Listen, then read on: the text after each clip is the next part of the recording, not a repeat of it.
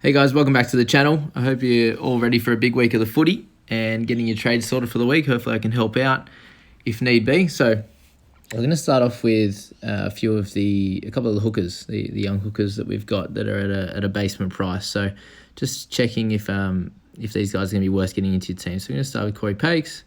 So he's a 258k at the moment, so obviously pretty close to basement price. What we're going to look at is the first game that he played. So he got 64 minutes. This is what we can expect of him going forward with the 45 points. So really happy with his work ethic on the field there. He got 50 tackles and scoring 45 means he didn't run the ball much at all. So 2 missed tackles, an error, and just 15 metres gained. So when we're looking at Corey, we're just looking at him getting a lot of tackles. And obviously on the weekend they got smashed, which means Roosters had the ball a lot. But it also means there's a lot of time where the guys weren't doing any runs or tackles. So there's a chance, I think, that he will be able to score 45 for the next host of weeks until Turpin comes back. So with Corey, looks like he should get 3 to 4 weeks based on what they're saying about Turpin being back in about a month. So in that case, with him scoring 45 on a regular basis, the first week he gained 30k. If he scores 45 every week, you can expect between 40 and 50k price rises for the 3 to 4 weeks. So you can look at between 120 and 160, 70k. So you just got to think to yourself, is that going to be enough before Turpin comes back? Because as soon as he comes back, you're going to have to take him out of your side. You have to trade him out. So is that 150k worth it? And that's sort of best case. I'd imagine him scoring 45 is going to be best case scenario because he doesn't run the ball. So he's going to have to make 45, 50 tackles every game. So just have a little think if you think that's worth it for you. Personally, I don't think so. I think there'll be better cash outs coming along. Like if he had 6 weeks, then I'd say get him in. It's worth it. But with us all being a bit trigger happy with our trades at the moment, is probably one that I'd personally pass on. All right, we're going to go and check out Aaron Clark. We spoke about him a little bit last week. And we'll see how I go with the increased minutes. So we got the 49 minutes with 36 points. So PPM's nothing special, and they actually played all right. He actually got a try assist and a line break assist on the weekend. So for him to score 36 points, very limited minutes, it's not great, to be honest. His job security is not amazing. There's every chance they just bring back Nathan Peats. They did win on the weekend, and he was part of that, so that means something. But yeah, a couple errors and missed tackles there. So he's not someone that's really running the ball either, only 25 metres. So I definitely think Paix is a better option than Clark. Clark could play the rest of the season, but he could also be dropped any time. So these guys are at a similar price, 3k difference, and there's more chance of Paix going to be making more money as he's got an average of 45 compared to Clark's average of 26.5. So keep that in mind. I'd probably go Corey over Clark if you're thinking about those guys. All right, so we're going to come and have a look at Mr. Clooney, George Clooney over here. First game, 39 points. What you see is he had a nice line break. We still got 30, 40, 50 metres there. Really good with the tackles, 25 tackles for 2 misses, so 21 net total there. And he actually was a little bit of a running half, which was cool. Didn't kick a lot. So, but the only thing is he didn't make not one tackle break. So I think Clooney's someone who will get a bit of an extended run in the Dragon side. That's my personal opinion. He didn't do anything wrong. Like the team's just been terrible lately. So, well, for the last year or a few years. So yeah, so that's my thoughts with Clooney. I think he could be a decent cash out option for you. Just made the 23k, so he's 251, very much in the cash cow bracket, and could be good as a cash out. I'd say it's very hard to tell. I'd say probably Corey Paix first would be my first choice, just for the money making of the next 4 weeks. And then Clooney would be my second choice, followed by Clark. So out of those 3, that's my thoughts there, guys. All right, so we'll move on to... I'll just speak a little bit about Burton.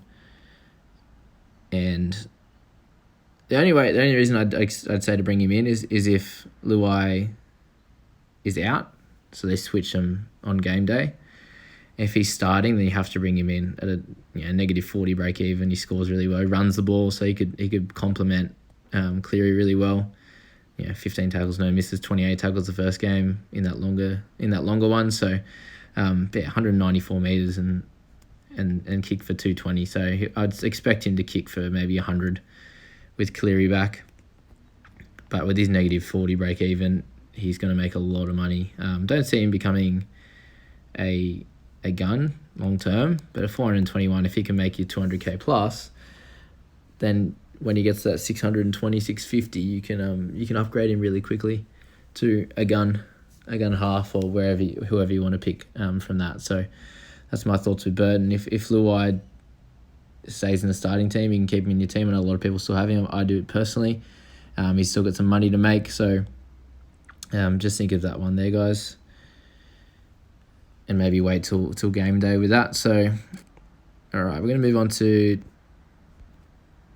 my pick of the week, who is Mr. Andrew McCulloch. So, I'm going to jump down. Where is he? Cool. All right, so, yeah, his PPM's always been strong, guys, and it played out exactly how I thought. Especially with these new rules, he's going to be making a lot of tackles. He's always someone that does that. And what you can see, the 61 tackles with 1 miss. So that's what you can expect from him. I'd say 50 tackles a game would be what I'd expect. But he actually ran the ball much more than he did with the Broncos. So 65 meters, he actually got 2 tackle breaks. So I wouldn't be expecting a couple of tackle breaks each week, but I'd be expecting 55 to 60 points from him. And at his price of $5.90, he's going to make a shitload of money. So he's a chance of moving into keeper territory. And at worst, I think he'll get up to 800k. So if he does get up to 800k, he's definitely in keeper town. So something to think about there, guys. He's who I'm bringing into my team this week. Obviously, hookers are all the craze at the moment. I've seen a lot of teams having like 5 or 6 in their team. So yeah, good luck to everyone with that one. But it's definitely the way to go with how many tackles are being made. So, all right, let's move on to Adam Doueihi. I think he improved even more on the weekend. Obviously, his scores went up, but his second game in the one now, he's averaging 50 over the 2 games. So, happened to get a try. It was a really, really strong try. He got the try assist too. So he's in everything. He's got the 7 tackle breaks. That seems to be his normal. So 7 in both games. But we'll find out over the next few weeks. But 190 meters. He's in everything. 7 tackle breaks. That's a base of 40 there. And then if he scores any tries or sets anything up, he could be someone that averages 45 to 50. So I know a lot of people have got a lot of the wing fullback centers at the moment and probably don't need him. But if you are in need of a half wing fullback, he is Adam Doueihi. So if you need a wing fullback or a half, then he's going to be a good option for your team, I think, going forward. He's got the one spot to himself, obviously on merit, and I think he's going to be a great choice for your team. He's not someone that I feel like can fit in my team. I'm pretty stacked down there with cash cows and the guns as well. So, yeah, just something to think about with that. All right. Oops. Let's go to RFM, hey? So he got moved into the starting team last week. Got the 80 minutes. So this is what I was speaking about in some of my earlier videos, is that we expect over 40 points for him when he gets 80 minutes. So in the past, he's played 80 minutes and he scores over 40. So you can see he just makes the meters, 150 meters, 34 tackles, and that included no tackle breaks. So that's what you can expect from him. He's going to be playing in the second row. And I expect that he's got that position locked in for the next little bit. He's already dropped 100k, so there's money to be made there. With that 45, his break even will have improved. It was actually really high before, so now that he's got his 45 in there, he'll begin to make some money. Only lost 10k last week, so if you're in need of a second row forward in that mid range, so that lower to mid range of 445, then I believe he's going to be a great option for your team. He's not going to be a gun, though. He's going to be someone that averages 40 to 45. Just remember that. So you're going to have to trade him out if you are bringing him in. All right. I believe that's... Yeah, we got a few more to go. So we've got all the wing fullback centers that we've got coming in this week. So obviously hasn't played any games for me. So coming in for the Cowboys, Ben Hampton's been dropped. again, on merit, it looks like Hamiso's made it into the team, and on the back of his efforts at the Nines. Apparently, he's super explosive.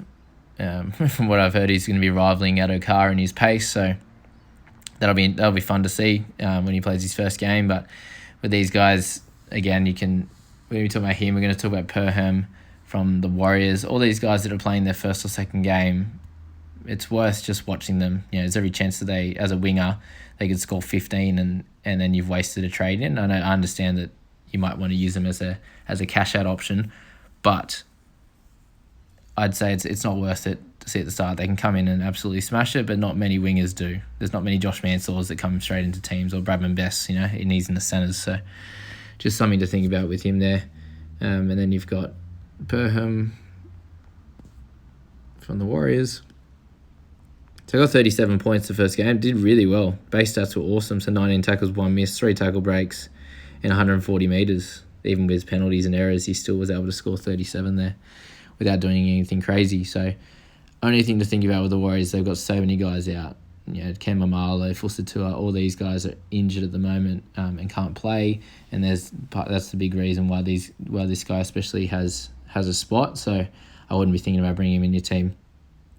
All right, guys. And the only one more thing I wanted to speak about was in terms of your team makeup. So what you want to be doing is just checking out where you're at currently with your team, where your bench is at. And as I said, a lot of people are bringing in like 5-6 hookers, so their whole interchange is filled with these guys.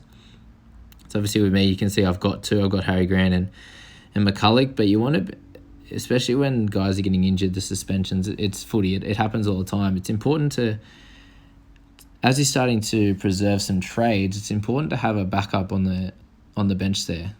For me, I've got Willie Army's obviously just got injured, but he was going to be my backup this week. Hopefully I won't need him, but having him as a wing fullback and centre backup is important. I've got Jerome Doueihi there, who is going to be my half backup, and then I've got all the forward, second row, and hookers covered there. So there's some cover for each position, which is something that's important to have, guys, and just think about how you can maneuver your team too. Like, you might be bringing in a centre that's going to make a lot of money, but then if you have some cover, you could upgrade him to any other position by moving.